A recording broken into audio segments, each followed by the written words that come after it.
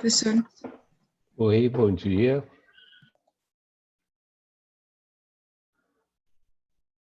Tudo bom, Larissa? Tudo sim, e você, professor? Tudo jóia, agora tudo certo. Ah, que bom. Oi, bom dia, professor. Bom dia, tudo bem, David?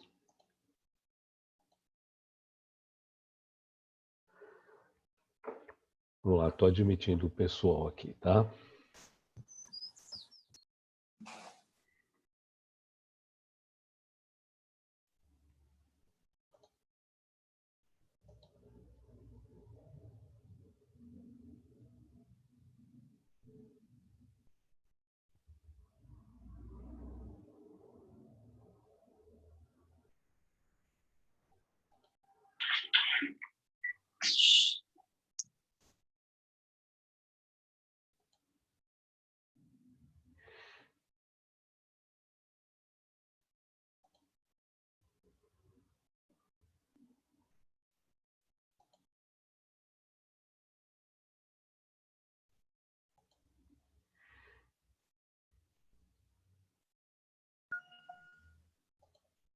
Bom dia, André.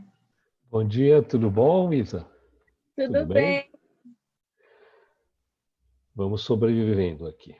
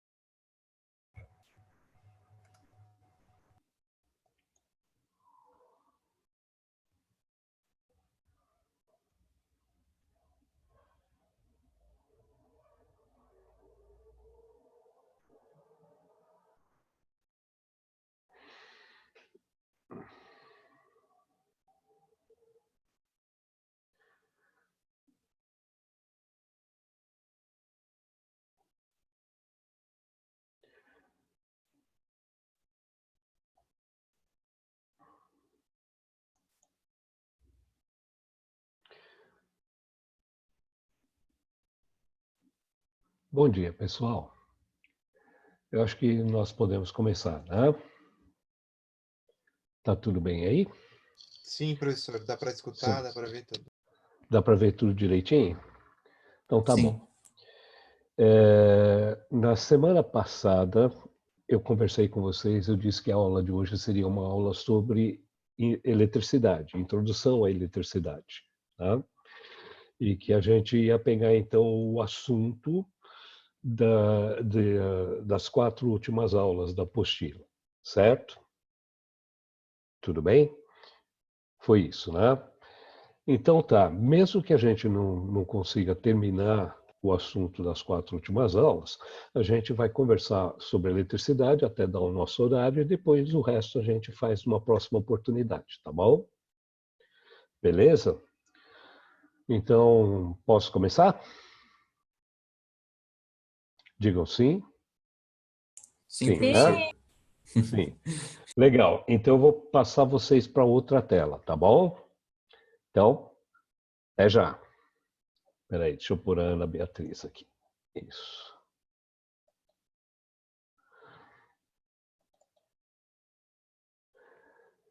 Tudo bem? Estão vendo outra tela já? Sim. Sim? Legal. Então deixa eu tirar isso daqui. Espera aí. Bom, pessoal, a gente vai começar a falar sobre eletricidade, tá? Então, nessa aula de hoje, nós vamos conversar um pouquinho só sobre conceitos, tá? Hoje é uma aula sem fórmulas, sem muitos cálculos, tá? A gente vai conhecer só um pouquinho sobre o que é o fenômeno elétrico. Em princípio, a gente pode dizer que o fenômeno elétrico é conhecido, acho que desde a época dos primeiros hominídeos, tá? Eles já viam as manifestações elétricas que ocorrem na natureza, certo? Mas, apesar deles terem contato com a eletricidade, o conhecimento mesmo sobre a existência dela só aconteceu muito tempo mais tarde, na época do Império Grego. Espera aí, deixa eu voltar para cá. Só um pouquinho, tá? Pronto. Na época do Império Grego, tá? Os gregos foram os primeiros a notar a existência da eletricidade em fenômenos do dia a dia. Aparentemente, a eletricidade foi descoberta casualmente quando os gregos exploravam jazidas de âmbar. Então, você está vendo aqui na tela alguns pedaços de âmbar. O âmbar, na realidade, é uma resina fóssil, é uma resina fossilizada. É seiva de árvore, que durante milhões de anos passou por um processo de fossilização. Então, quando os gregos descobriram as jazidas de âmbar, eles começaram a explorar o âmbar comercialmente, porque, em primeiro lugar, tem uma aparência agradável, ela tem uma aparência assim meio vítrea, né? Em segundo lugar, porque, apesar de parecer uma pedra, é um material mole o suficiente para que seja fácil conformar esse material. Então, os gregos exploravam essas jazidas de âmbar e, com o âmbar, eles produziam colares, pulseiras, bijuterias em geral. E isso tinha um valor muito alto no mercado. A margem de lucro era praticamente 100%. O cara pegava a coisa na natureza, esculpia, conformava, fazia as peças e depois vendia, certo? Então, o comércio do âmbar era bastante acentuado na Grécia Antiga. E provavelmente foi lá que aconteceu. Alguém deve ter descoberto que quando você pega um pedaço de âmbar e atrita com uma flanela, o âmbar fica eletrizado. Então, ele começa a atrair pequenas partículas de poeira. Se você picar papel em pedaços bem pequenininhos, espalhar em cima de uma mesa, atritar o âmbar e aproximar, o âmbar atrai esses pedacinhos de papel, eles grudam. Aliás, essa é uma brincadeira que eu acho que vocês já fizeram. Provavelmente vocês devem ter feito isso nas aulas de ciências na escola, né? O primeiro processo de eletrização que a gente aprende é esse, é de pegar alguma coisa, atritar contra outro material e obter eletrização, certo? Mas a eletrização só passou a ser tratada como ciência, a eletricidade só passou a ser tratada como ciência já por volta do século XVI. Século XVII. William Gilbert foi um dos primeiros cientistas a falar sobre o fenômeno elétrico. O Gilbert era médico da rainha da Inglaterra e, nas horas vagas, ele era um cientista, ele era um pesquisador. E ele escreveu um tratado muito importante sobre magnetismo. Nesse tratado sobre magnetismo, ele dedicou um capítulo inteiro à eletricidade, imaginando que a eletricidade fosse uma manifestação do magnetismo, só que em escala muito menor. Os fenômenos elétricos têm intensidades menores do que os fenômenos magnéticos, em geral. Tá certo? Foi a partir da obra do William Gilbert que outros pesquisadores começaram a olhar para a eletricidade. Em princípio, as dificuldades eram imensas, porque quando você atrita alguma coisa, você consegue uma quantidade de eletricidade muito pequena.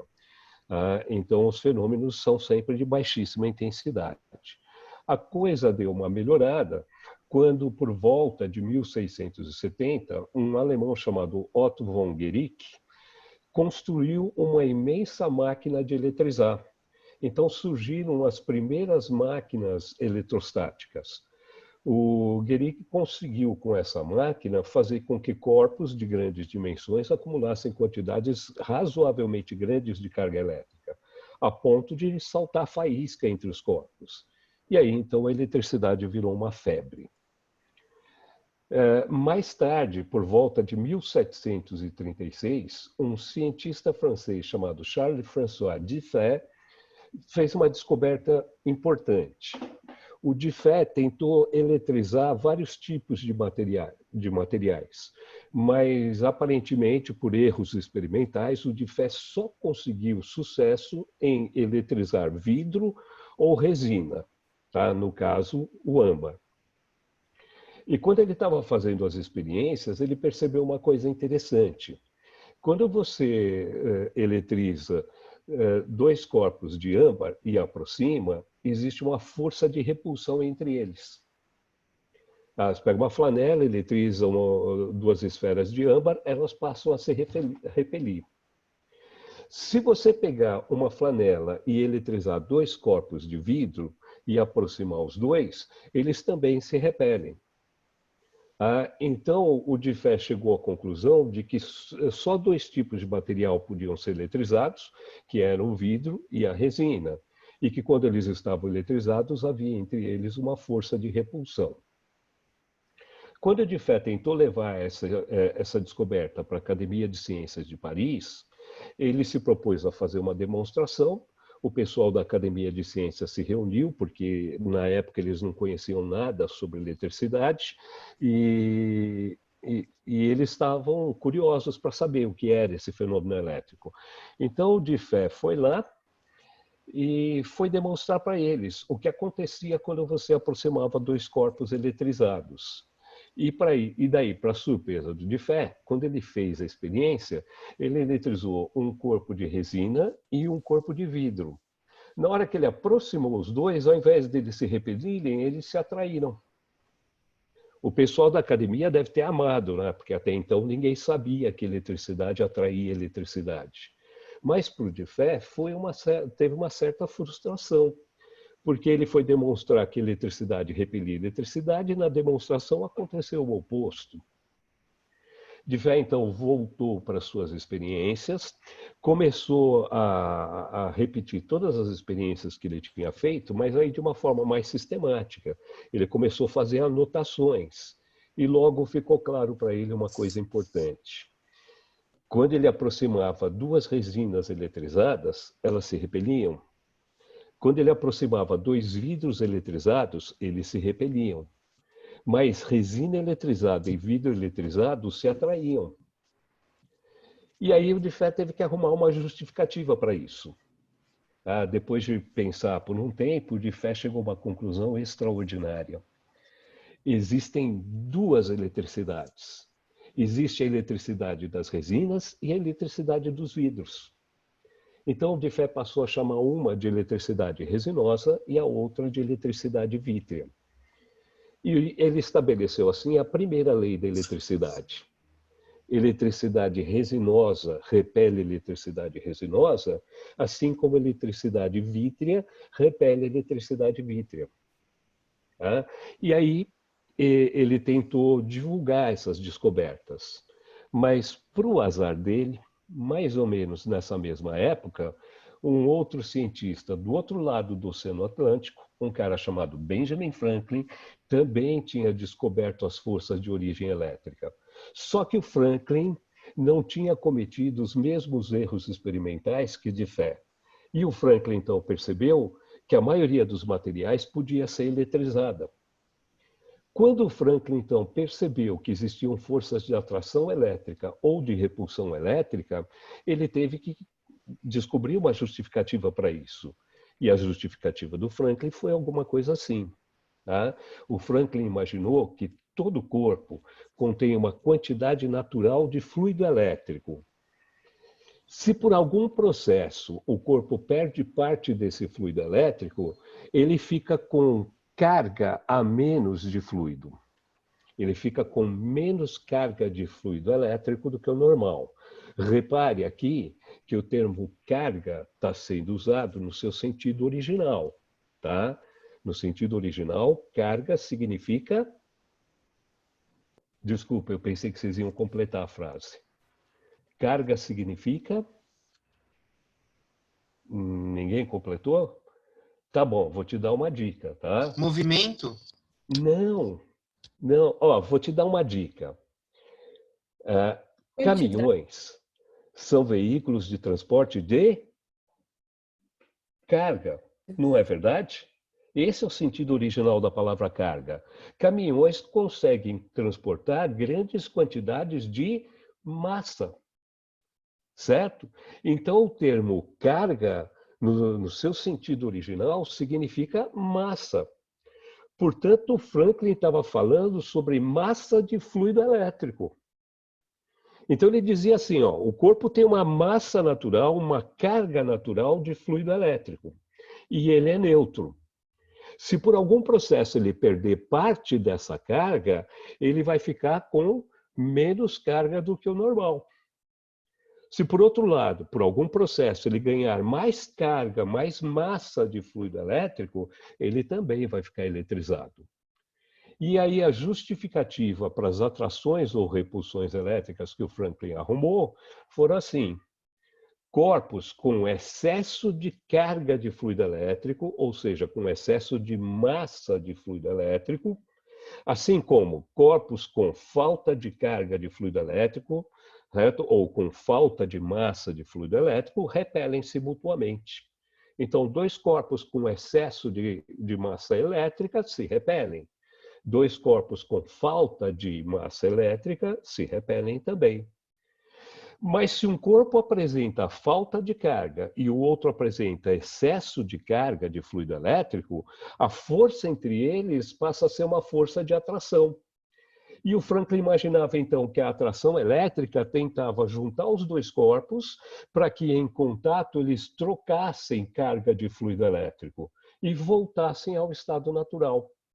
Então, segundo Franklin, a força de atração elétrica era uma força compensatória da natureza. A natureza tentava juntar os corpos para que eles trocassem fluido elétrico entre si e voltassem ao equilíbrio. Portanto, do ponto de vista do Franklin, eletricidade era uma coisa só. Era um fluido invisível, cujas massas não podia ser detectada numa balança, que existia no interior dos corpos. Corpo eletrizado ou tinha excesso desse fluido elétrico ou tinha falta desse fluido elétrico. Tá certo? Com o passar do tempo, as pessoas foram adaptando a linguagem. A linguagem é uma coisa que vai se tornando preguiçosa com o tempo. Então, o Franklin falava assim, este corpo tem excesso ou tem mais carga de fluido elétrico do que o normal. Aquele corpo tem menos carga de fluido elétrico do que o normal. Com o tempo, a frase foi ficando mais curta e o pessoal falava assim, este corpo tem carga a mais do que o normal. Aquele tem carga a menos do que o normal. Certo? E daí foi rapidinho, o pessoal começou a falar assim, então este cara tem carga positiva e aquele tem carga negativa.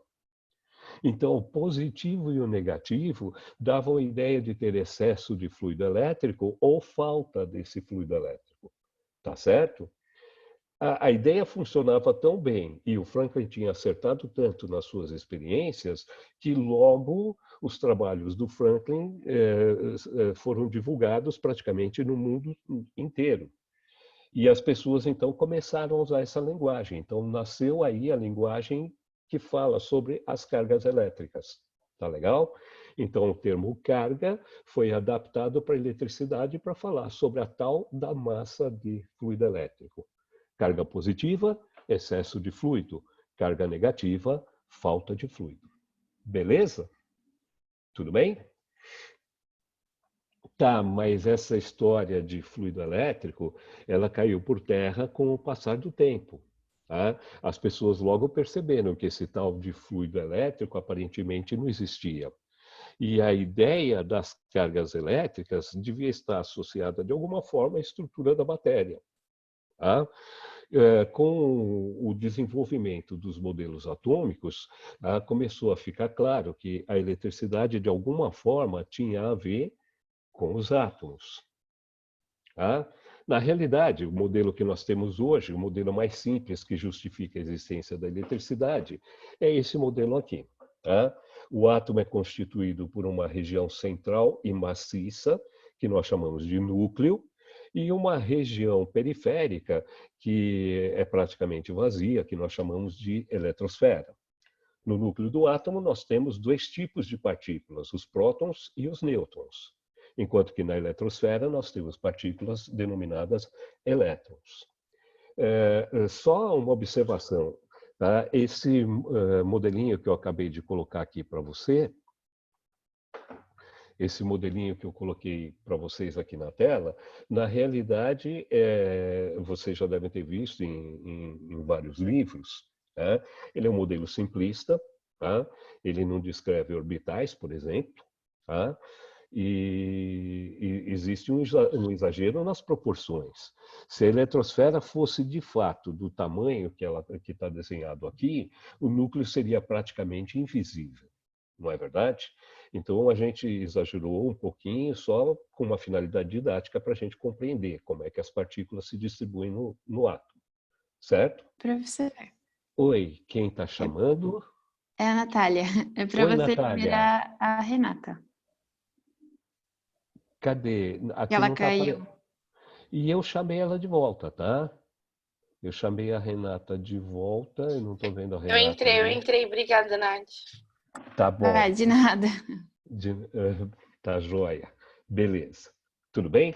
Então, as proporções aqui estão completamente exageradas, mas praticamente é alguma coisa assim. O átomo tem um núcleo central, maciço, praticamente toda a massa do átomo está no núcleo, certo? E ao redor do núcleo existe uma eletrosfera que é gigantesca em relação ao núcleo e imensamente vazia. Os poucos elétrons que orbitam em torno do núcleo têm massa praticamente desprezível. Tudo bem? Bom, as experiências do início do século XX mostraram uma coisa interessante sobre as partículas do átomo. Tá?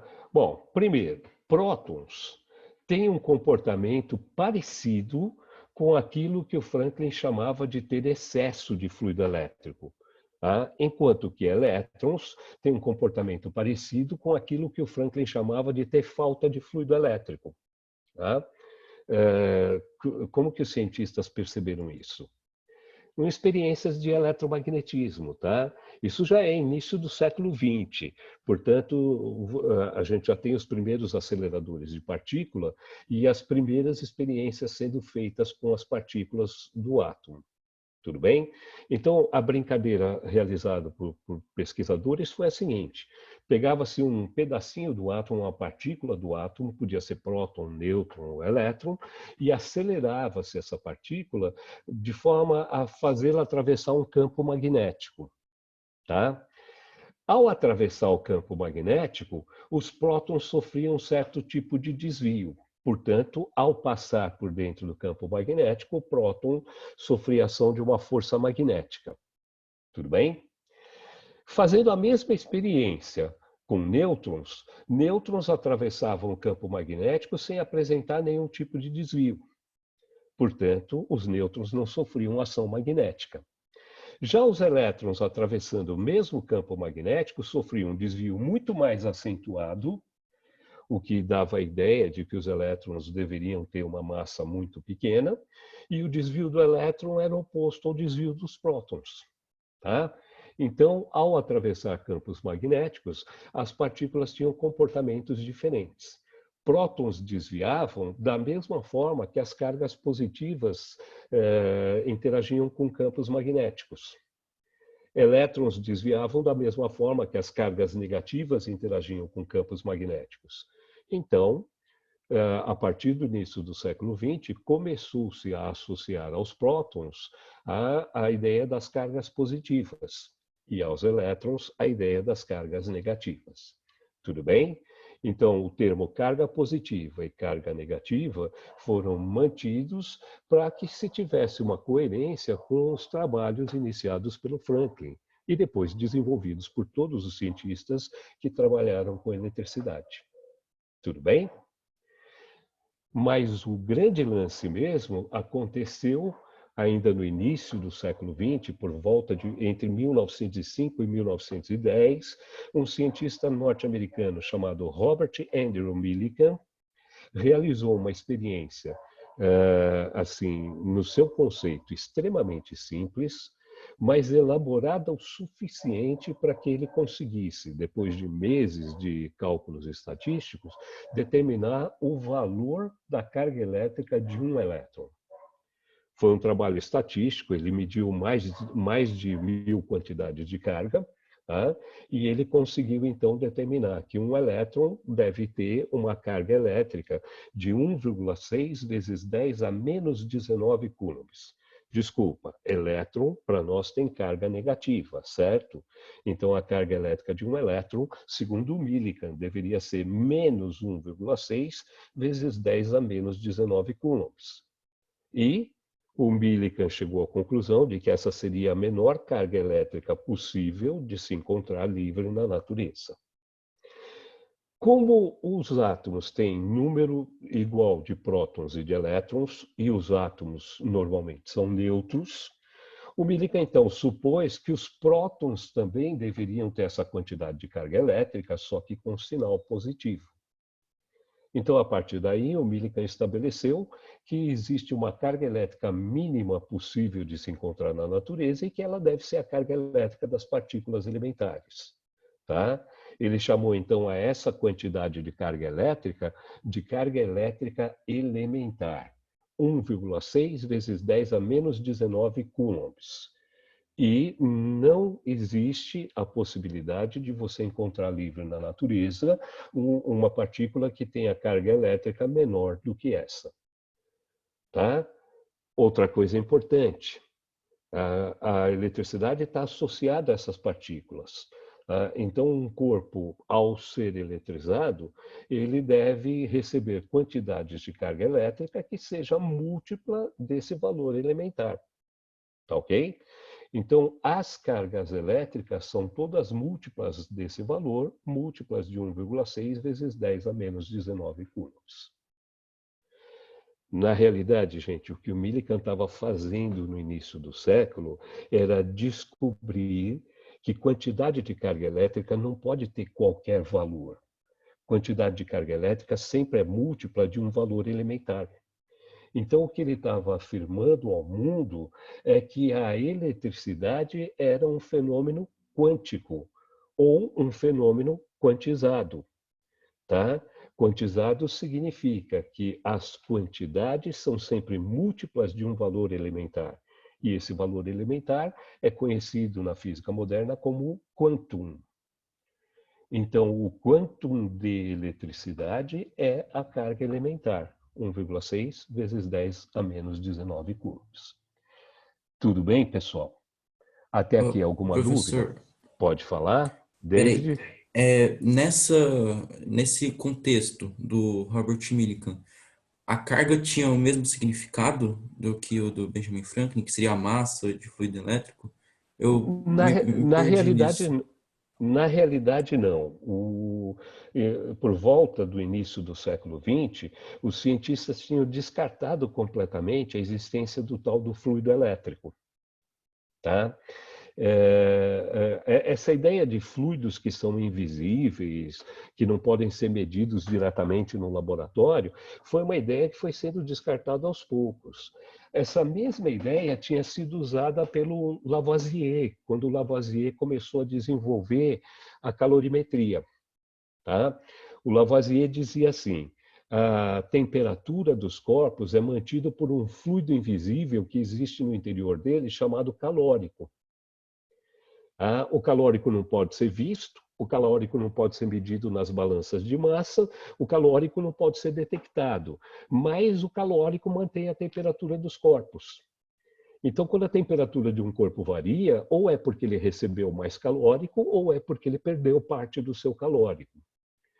essa teoria do Lavoisier deve ter servido de base para o Franklin usar a justificativa da eletricidade.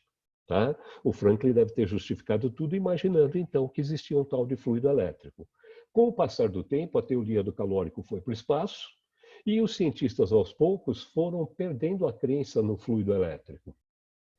Então, de repente, o que o Millikan e os outros cientistas que iniciam a física moderna estão falando para o mundo é que, na realidade, não existe o tal do fluido elétrico, existem partículas dotadas de eletricidade.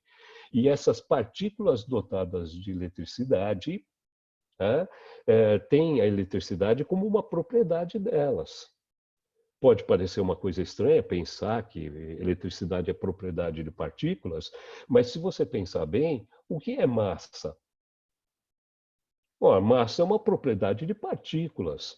Prótons, nêutrons têm massa, elétrons têm uma quantidade minúscula de massa, a massa de elétron é praticamente desprezível.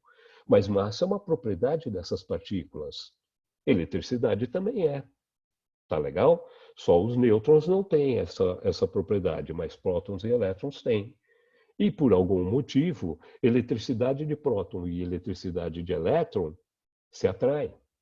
Eletricidade de próton repele eletricidade de próton. Eletricidade de elétron repele eletricidade de elétron. Então, no final das contas, quem é que tinha razão? Inicialmente, o Diffie ou o Franklin? O Franklin falou que a eletricidade era um fluido, só existia um tal de fluido elétrico. O Diffie falava que tinha duas eletricidades. O Diffie estava acertando. Ele só errou numa coisa. Ele chamou uma de eletricidade resinosa e a outra de vítrea. E ele imaginou que só esses materiais podiam ser eletrizados. Ele estava enganado. Mas existiam, de fato, duas eletricidades. A eletricidade dos prótons e a eletricidade dos elétrons.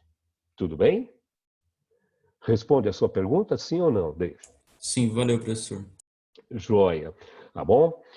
Então, como você pode ver, a quantidade de carga elétrica de uma partícula, de um próton ou de um elétron, tem um valor muito pequeno. A unidade de medida Coulomb, que já tinha sido inventada antes, no início do estudo do eletromagnetismo, é uma unidade grande demais.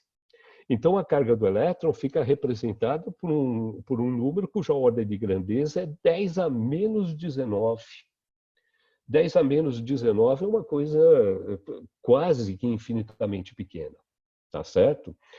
Então, quando um corpo é eletrizado, ele troca elétrons, ele recebe ou cede elétrons, ele acumula quantidades sempre muito pequenas de carga. De forma que, se a gente vai usar o Coulomb, que é a unidade adotada no sistema internacional, vai ser bastante comum aparecerem essas potências de 10 com expoente negativo. Tá? Então, a gente vai abreviar algumas potências de 10. Tá? Eu quero que você preste atenção no seguinte. Coulomb é a unidade de carga elétrica adotada no sistema internacional. Normalmente, o símbolo da unidade aparece precedido por uma letra ou um símbolo. Tá? Toda vez que uma unidade de medida é precedida por uma letra ou um símbolo, essa letra ou símbolo representa uma potência de 10. Tá? Por exemplo, lembra do milímetro? O primeiro M é um símbolo que representa uma potência de 10. O segundo M representa uma unidade de metro. Tá? O M minúsculo na frente da unidade de medida é chamado de mili e representa a potência 10 a menos 3. A letra Mi na frente da unidade de medida é chamada de micro e representa a potência 10 a menos 6, ou seja, milionésimos. A letra N minúsculo na frente do símbolo da unidade representa uma potência de 10 chamada nano. É o 10 a menos 9, é o bilionésimo. E a letra P minúsculo na frente da unidade medida é um símbolo que é chamado de pico e representa 10 a menos 12. Para a eletricidade, eu acho que estas potências de 10 são suficientes, são as que vão aparecer para nós. Tá? Então, quando você estiver vendo uma quantidade de carga elétrica, presta atenção em como foi escrita a unidade de medida, porque muitas vezes pode vir em milicoulombs, microcoulombs, nanocoulombs ou picocoulombs, tá? São as que aparecem com mais frequência. Existem outros símbolos que representam outras potências de 10, mas isso é uma coisa que para nós aqui não vai ter muito interesse, tá bom? Se você procurar uma tabela de unidades de medida, você vai ver que nessa tabela aparecem potências de 10, que vão desde o 10, se não me engano, 10 a 21, até o 10 a menos 21. Tá legal? Essas 4 vão aparecer para nós com alguma frequência. Tudo bem? Professor, Fala. pode falar. Não, pode falar, Felipe. Felipe? Bom dia, Felipe. Tudo bem? Bom dia, tudo bem e você? Tudo jóia. Fala. Professor, eu tava pensando aqui uma coisa, não tem, sei lá, tipo, no tempo deles ou até mesmo nos dias de hoje, alguém já deu alguma razão para, tipo, por que massas tão diferentes como elétron e próton têm a mesma quantidade de carga em módulo? Então, Felipe, quando a gente começa a mexer com essas coisas, nós estamos num limite. Nós estamos entrando no mundo quântico, né? E no mundo quântico, a melhor resposta para algumas perguntas é porque Deus quis. Tudo bem? Não existe a justificativa. Simplesmente é. As experiências mostraram isso para nós. Agora, por quê? Eu acho que a gente ainda não vai saber, não. Tá? Agora, o mundo quântico não é a fronteira final. Tá? Só para você ter uma ideia, nós estamos pensando em partículas atômicas, certo? Nós estamos pensando que essas são as partículas elementares, prótons, nêutrons e elétrons. Certo? Isso é início do século XX, então nós estamos falando de 1900 até 1940, 1950 mais ou menos. Tá? Acontece que na década de 70, um pouquinho depois da Guerra do Vietnã, começou vamos chamar assim, um boom no desenvolvimento científico, pipocando em todos os lugares, porque aí as universidades norte-americanas se tornaram altamente produtivas. Tá? Eu acho que toda a sociedade norte-americana, naquele momento, estava tocada por um sentimento de euforia, porque o final dos anos 60 foram muito duros para a sociedade norte-americana. Muitas famílias viram seus filhos serem massacrados no Vietnã. Então, quando iniciam os anos 70 e a guerra tinha acabado e a paz tinha voltado, essa euforia conduziu a sociedade norte-americana a um avanço tecnológico extraordinário. Tá? E aí os cientistas fizeram uma descoberta muito legal. As partículas que antes eram consideradas elementares do núcleo do átomo, os prótons e os nêutrons, não são de fato partículas elementares, porque estas partículas são compostas por outras partículas menores ainda, que são chamadas de quarks. E os quarks existem na natureza, você encontra os quarks livres por aí, e você encontra vários tipos de quarks. Então a física moderna tomou uma cara completamente diferente. Tá? E deixou uma coisa muito clara para nós. Cada vez que nós batemos num limite e acharmos que a coisa acabou, nós seremos surpreendidos. Tá? Os limites estão para nós para serem transpostos, mas eu não sei se um dia vai ter fim. Tá legal? Espera aí que alguém está tocando a campainha. Emily, pronto. Tudo bem, Valeu, Felipe? professor. Obrigado. Tá? Então a melhor explicação aqui é porque Deus quis. Só aceita, né? Beleza? Então, nessa hora é bom acreditar em Deus, porque as respostas serão sempre essas, tá? Porque Deus quis. Ou porque a nossa mente ainda não alcançou, mas alcançará. Alcançará e irá mais longe. Isso eu tenho certeza. Tá legal? Beleza. Valeu. Aliás, um dos físicos modernos tá estudando, fazendo experiências com estrutura da matéria, gastou meses e meses fazendo experiência até conseguir chegar a uma conclusão. Tá? Foram meses de cálculos, de tratamento matemático. Tá? Quando o cara chegou à conclusão, e ele finalmente enxergou alguma coisa nova, ele ficou se perguntando se naqueles meses todos em que ele esteve pensando, trabalhando e calculando sem enxergar nada, se naqueles meses todos essa coisa que ele tinha acabado de descobrir não estava ali o tempo todo. E aí ele pensou assim, bom, a coisa já estava lá, ela sempre esteve. A natureza sempre esteve lá. Então, por que a gente não enxerga logo de cara? Talvez porque os nossos olhos, ou melhor, os olhos da nossa mente, não possam alcançar ainda. A mente não está pronta. Quando a mente ficar pronta, ela enxergará. Então, no final do relatório, o cara escreve uma coisa que é muito bonita. Ele diz assim, eu passei muito tempo tentando enxergar, mas a minha mente não estava pronta. Quando finalmente ela se tornou pronta, a coisa me pareceu clara. E eu enxerguei assim. Tá? Então, a grande busca da ciência não é pela coisa, a coisa está lá. A grande busca é pela mente que possa enxergar a coisa. Tá certo? Então, quando você está trabalhando, e o que nós estamos fazendo aqui é trabalhar em cima de conhecimento científico, certo? O que nós estamos fazendo aqui é criar uma mente nova. Uma mente que possa enxergar estas coisas, enxergar mais longe do que os outros. Beleza? Beleza, da hora. Né? Tudo bem? Tá bom, então vamos voltar a falar um pouquinho da carga elétrica. Professor, Oi, desculpa. David, desculpa, eu esqueci você, pode falar. Então, é que minha pergunta era semelhante do Felipe. É porque, Sim. tipo, eu pensei, como que a intensidade das duas podem ser a mesma em módulo, sendo que, tipo, naquele experimento que estava envolvendo o campo magnético, um teve uma curva mais acentuada que a outra, sabe? Aí eu fiquei na dúvida, por que é a mesma? Bem. Tudo bem, David. A curva mais acentuada não está associada às quantidades de carga, tá? A curva mais acentuada está associada à menor inércia. Como elétrons têm uma inércia muito mais baixa, a massa do elétron é desprezível em relação à massa dos prótons e dos nêutrons, tá? A massa do elétron é cerca de 10.000 vezes menor do que a massa do próton e do nêutron.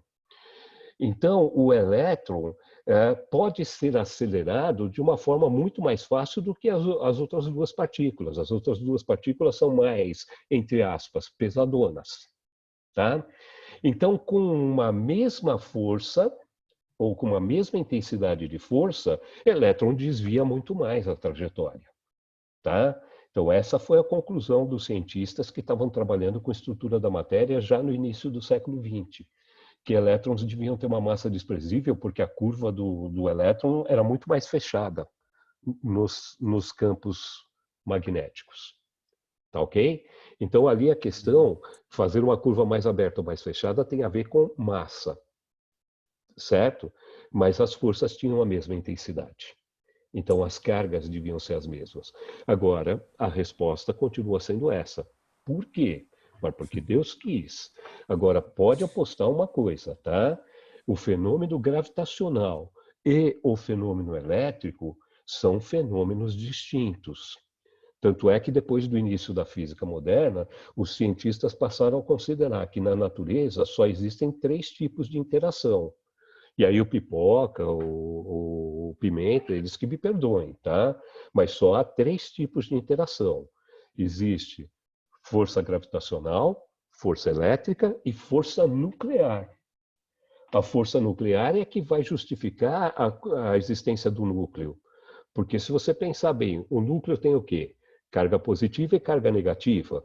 Ora, as cargas positivas se repelem. E elas estão muito próximas umas das outras. Então, a repulsão elétrica entre elas deve ser uma coisa gigantesca. Como elas podem ficar juntas? Então, os cientistas partiram do pressuposto que deveria existir um outro tipo de força. Mas era uma força que era suficiente para manter as partículas juntas no núcleo do átomo. Só que essa força não se manifesta fora do núcleo. Então, eles imaginaram que essa força é uma força que cai muito rápido com o aumento da distância. Essa força só era intensa para as distâncias nucleares. Por isso, essas forças foram chamadas de forças nucleares. E as forças nucleares são as forças que mantêm o núcleo coeso. Só que quando o núcleo é grande demais, a distância entre as partículas começa a ficar grande demais e a força nuclear começa a reduzir. E isso dá a esses núcleos muito grandes uma certa instabilidade. Por isso que alguns elementos químicos decaem com o tempo, tá? Por causa dessa instabilidade. Tudo isso foi descoberto lá nos laboratórios de estrutura da matéria. E não há um porquê para essas coisas. Se você me perguntar por que eles têm a mesma quantidade de carga, prótons e elétrons, eu te devolvo a pergunta por que eles têm massas diferentes. Percebeu? Ah, vamos continuar acreditando então que é porque Deus quis. Joia? Justo. Justo. Então tá. Vamos pegar uma situação que é assim, do nosso conhecimento. Vamos dar uma analisada assim, no modelo atômico bastante simples do átomo de sódio. Tá? Pessoal, tá aí, prazer. Eu sou um átomo de sódio representado de uma forma bastante simples. Tá? Segundo as tabelas periódicas, desculpa. Segundo as tabelas periódicas, um átomo de sódio contém 23 partículas no seu núcleo, sendo 11 prótons e 12 nêutrons. Se bem que o número de nêutrons pode variar, né?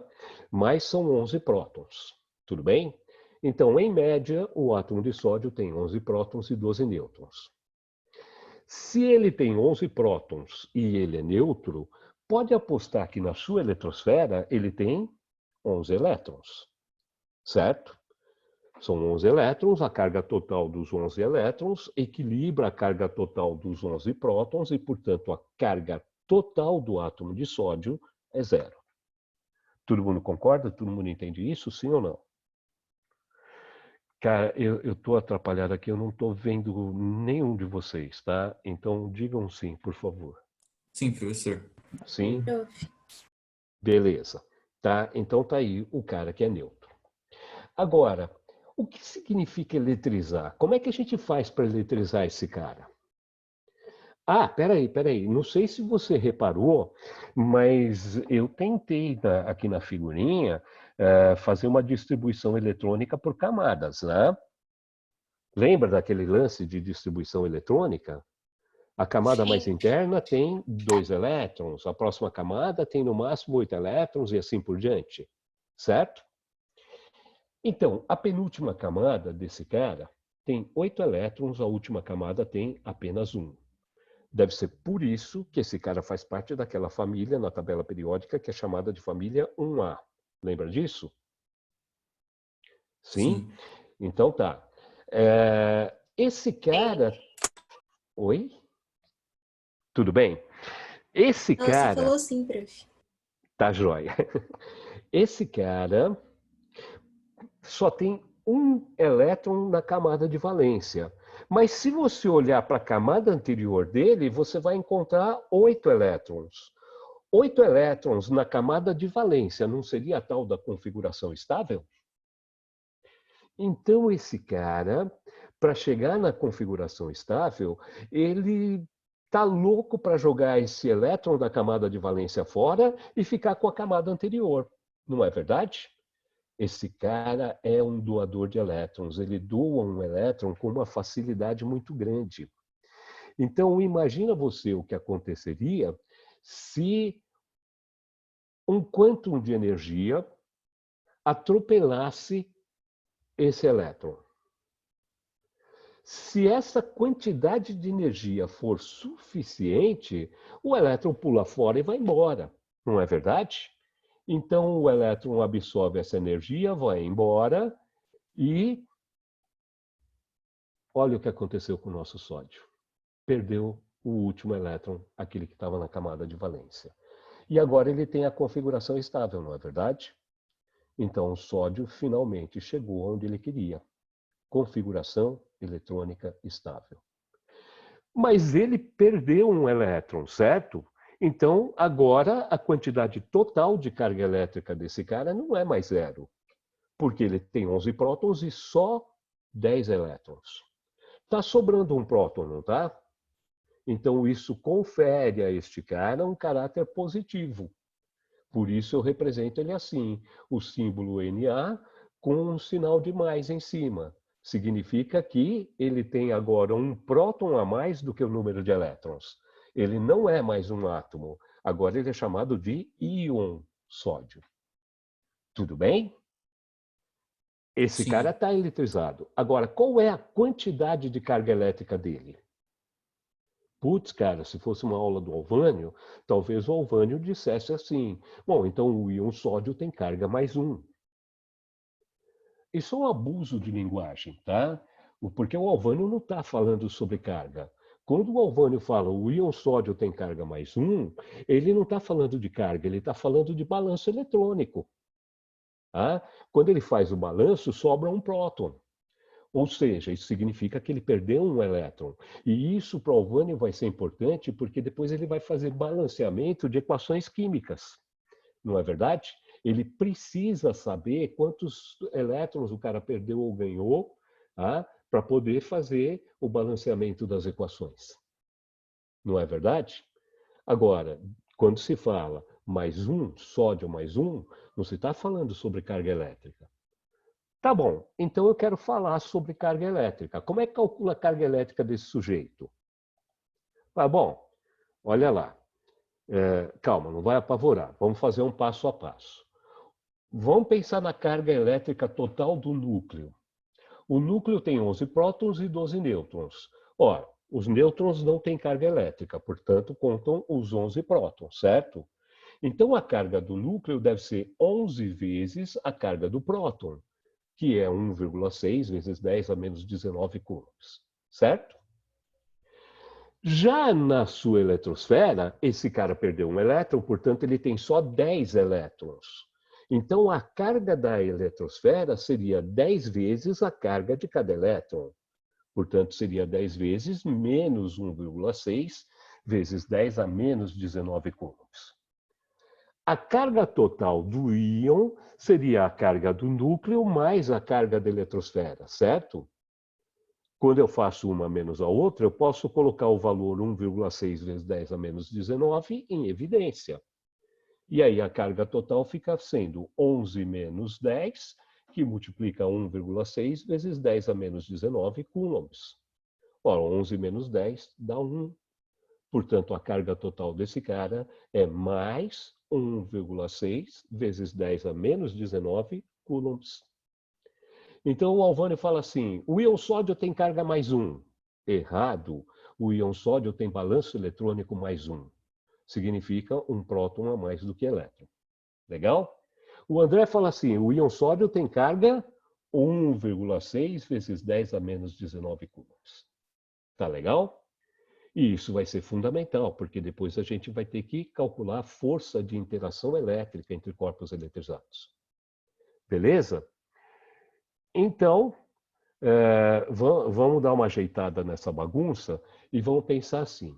Se eu chamar de NP o número de prótons e NE o número de elétrons, não de um átomo, mas de um corpo qualquer, a carga elétrica acumulada nesse corpo vai ser o número de prótons menos o número de elétrons, vezes 1,6 vezes 10 a menos 19 coulombs.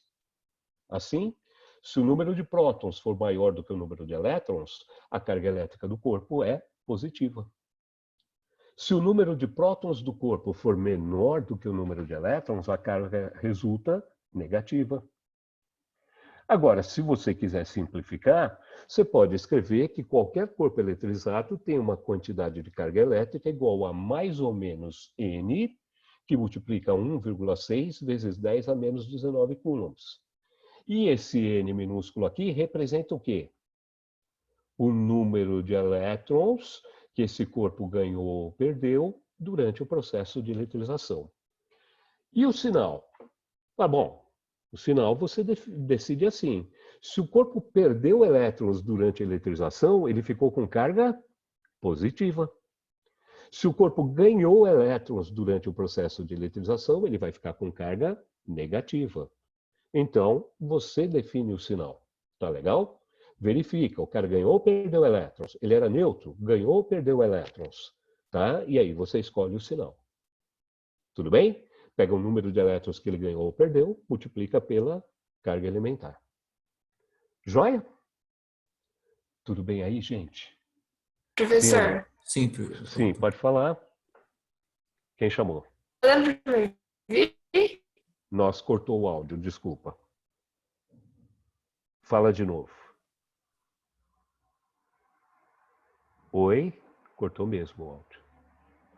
Professor, Desculpa. ela pediu para você voltar um slide. Um slide. Volto. Voltei. Voltei um slide. Ela é quem? É a Dani que está pedindo. Oi, Ela, Dani. ela escreveu no chat. Ela mandou você explicar por que a carga do elétron é negativa. É isso que está escrito. Putz.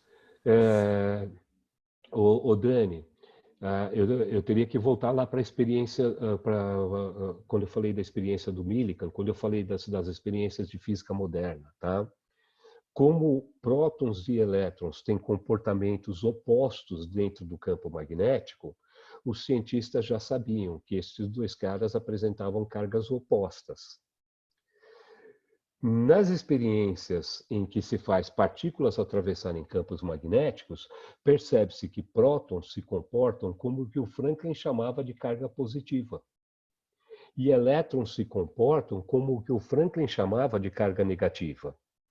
Então, para manter a coerência com aquilo que o Franklin tinha escrito e outros cientistas tinham assumido, os cientistas que estudaram a estrutura da matéria convencionaram que a carga elétrica de elétrons vai ser negativa por definição. E a carga elétrica dos prótons vai ser positiva por definição, só para manter a coerência com aquilo que já existia no estudo da eletricidade. Tá? Então, esse sinal positivo e negativo estão aí por conta de um erro de interpretação do Franklin. Tá? O Franklin que imaginava que existia um tal de fluido elétrico, etc. Mas para manter a coerência, para não ter que reescrever toda a eletricidade, os cientistas do início do século XX adotaram essa convenção. Então, convencional é carga de elétron é negativa, carga de próton é positiva. Tá legal? Mas, na realidade, são duas cargas elétricas distintas, que têm naturezas opostas. O sinal, então, é meramente convencional. Tá bom, Dani? A voz da Dani sumiu, tá? Dani, oi, fala. Ela está perguntando por que é desprezível os nêutrons no cálculo da carga do núcleo. Dani, não é desprezível, não. É que nêutron não tem carga elétrica, tá? As experiências mostram que nêutrons atravessam campos magnéticos sem sofrer nenhuma interação. Tá ok? Então, não é que a carga deles é desprezível, é que simplesmente ninguém conseguiu detectar a carga elétrica de nêutrons. O modelo atual da estrutura da matéria assume que a carga do nêutron é realmente nula.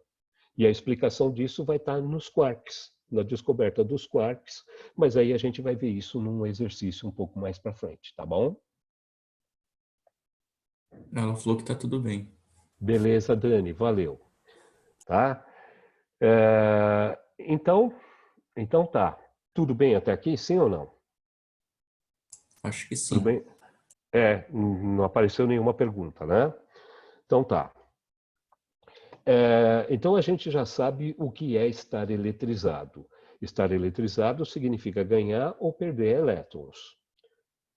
Agora eu fiquei com uma dúvida. Por que não pode ser ganhar ou perder prótons? Porque o próton está no núcleo e o elétron está na eletrosfera. Entendi. Então gasta-se só um tiquinho de energia para arrancar elétrons, mas gasta-se uma quantidade monstruosa de energia para arrancar prótons e isso provoca um desastre, né? Porque quando você arranca prótons do átomo, você faz uma transmutação da matéria. E você tem aí um processo que é nuclear, que libera uma quantidade de energia absurda. Tá bom? Então, os processos de eletrização envolvem apenas troca de elétrons. Os corpos que eram neutros ou ganham ou perdem elétrons no processo. Tá legal?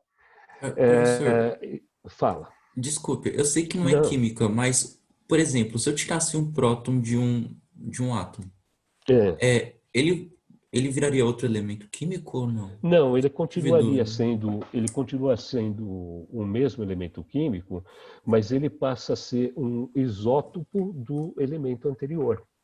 Mesmo com número atômico diferente, tipo, com número de prótons? Peraí, vamos deixar isso bem claro, então. Agora a gente precisa mesmo da química. Existem dois números que caracterizam o elemento químico. Existe o número atômico e existe a massa atômica, certo? O número atômico é contado pelo número de prótons, tá? A massa atômica é contada pelo número de prótons mais nêutrons. Se o cara perder nêutron, tá, muda a massa atômica dele, mas o número de prótons não mudou. O número de prótons continua sendo o mesmo. O que define o elemento químico é o número de prótons. Tá legal? Então, o cara perder nêutrons ou ganhar nêutrons só faz ele mudar de massa atômica e, portanto, se tornar um isótopo do cara que ele era anteriormente.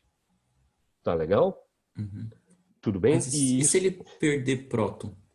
É isso que eu não entendi. Então, se ele perder próton, então nós temos uma transmutação da matéria. E isso pode acontecer.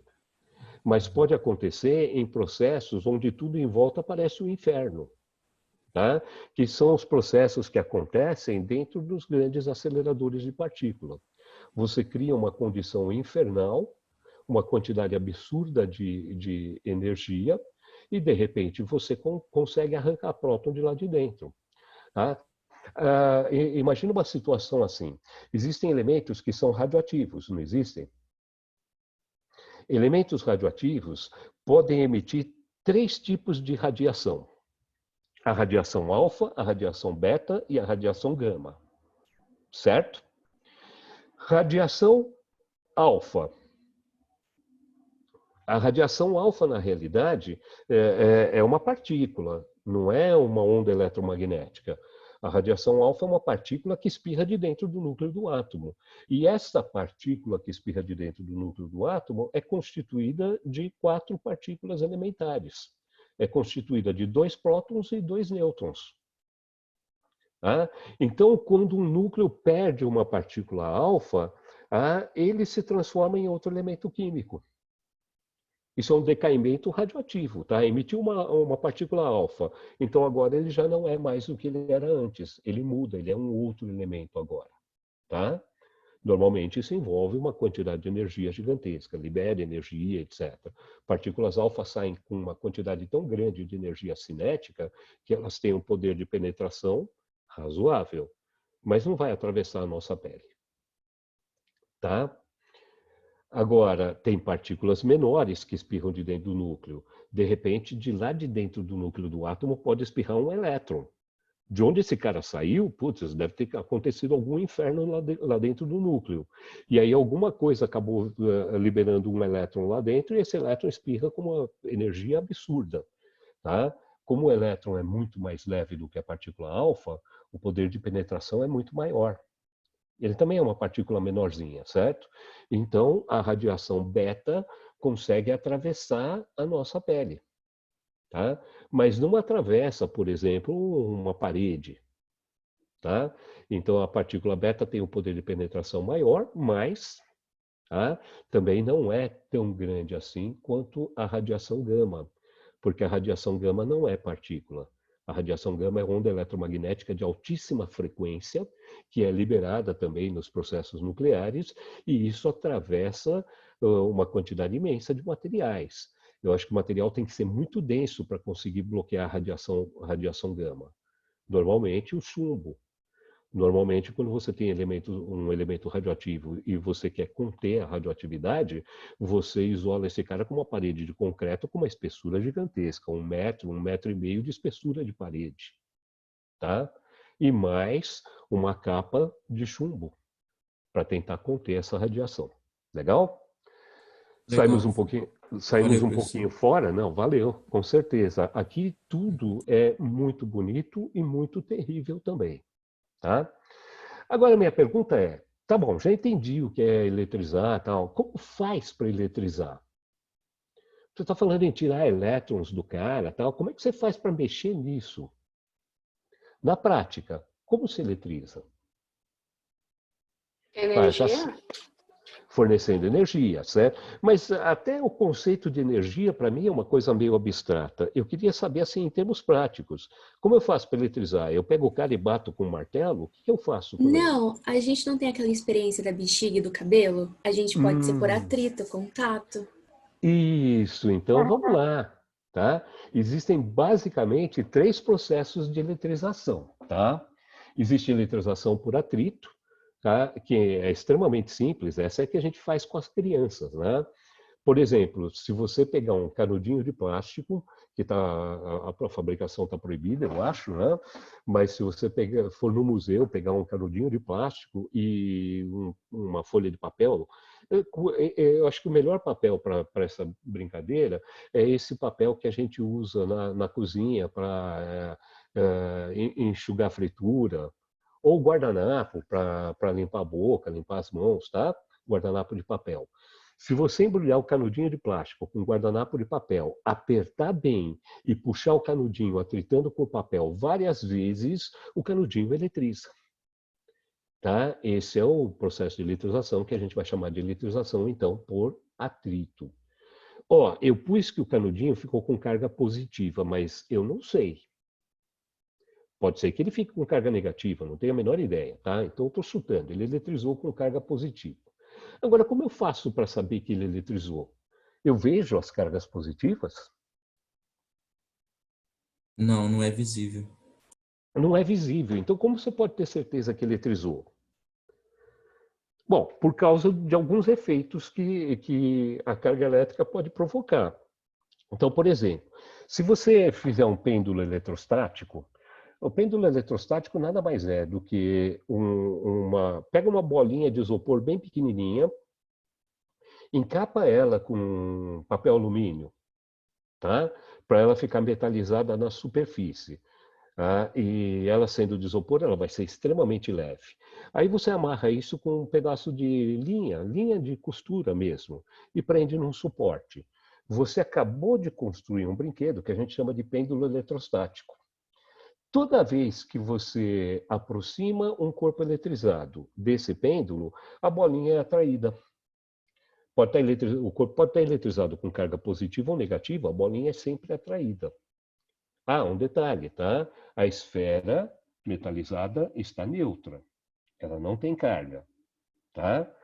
Mas, por algum motivo, que a gente vai explicar mais tarde, quando a gente falar sobre indução, toda vez que você aproxima um corpo eletrizado desse pêndulo, o pêndulo é atraído.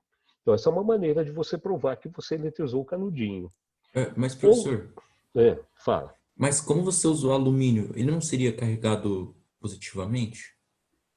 Não, olha, na realidade, você pode deixar essa esfera metalizada neutra simplesmente colocando essa esfera metalizada em contato com a superfície da Terra. Coloque em contato com o chão, desde que, é claro, a cobertura do piso não seja de material isolante elétrico, tá? Se você colocar em contato direto com terra mesmo, ele neutraliza. Essa é uma outra coisa que eu quero discutir depois, tá? Tudo bem? Então, ele está neutro, você pode neutralizar esse pêndulo. Você pode neutralizar esse pêndulo, por exemplo, encostando a mão na parede e a outra mão no pêndulo. Tá? E você descarrega qualquer quantidade de carga que tivesse acumulada nele. Quando ele estiver neutro, ele será atraído por qualquer corpo eletrizado, seja eletrizado com carga positiva ou carga negativa. Tá? Esse aparelhinho, esse pêndulo elétrico, tá, que a gente está usando para provar que um corpo foi eletrizado, faz parte de uma classe de dispositivos que a gente chama de eletroscópio. Tá? Os eletroscópios são instrumentos que servem para mostrar para nós que um corpo está eletrizado. O pêndulo elétrico é um caso. Existem vários tipos de eletroscópio. Também vou deixar para conversar sobre isso depois, porque isso depende da gente conhecer um pouquinho sobre indução. Beleza? Tudo bem? Então tá, outra maneira de você saber que o canudinho está eletrizado é você pegar esse canudinho e colocar ele encostado na parede e soltar. Se ele ficar grudado na parede, ele está eletrizado. Então, por algum motivo, as cargas acumuladas no canudinho vão interagir eletricamente com cargas elétricas da parede, gerando uma força resultante de atração. O canudinho é atraído pela parede e aí o atrito impede o canudinho de escorregar para baixo. Joia? Outra maneira de você provar que ele está eletrizado, essa é bonitinha, essa eu queria que vocês fizessem. Tá? Eu fiz uma vez, minha filha era muito pequenininha na época, minha filha tinha o quê? 3 anos de idade, 3, 4 anos de idade. E eu falei para ela assim, filha, vamos fazer a água dançar? Você já fez a água dançar? Ih, peraí, que o cachorro tá tendo um xilique. Dá só um tempinho, tá?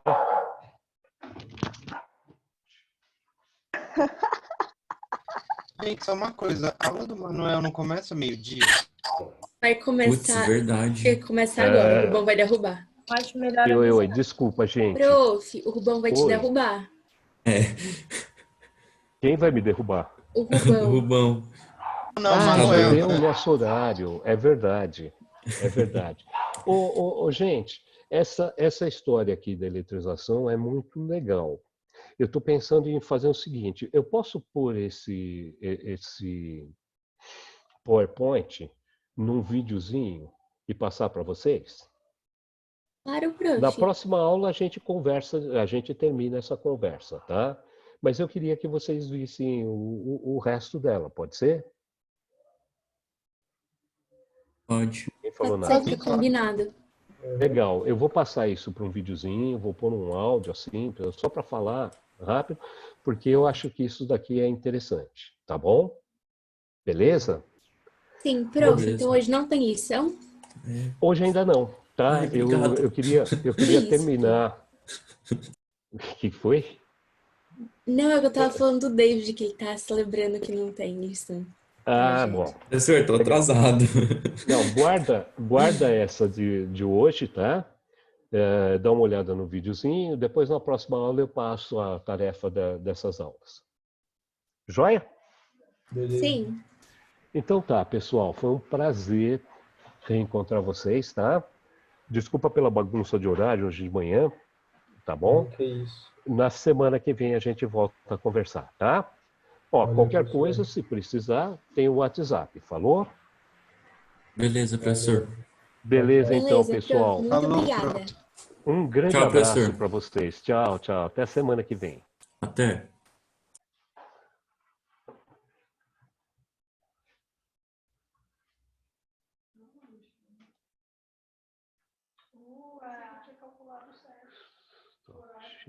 Espera só um pouquinho, gente.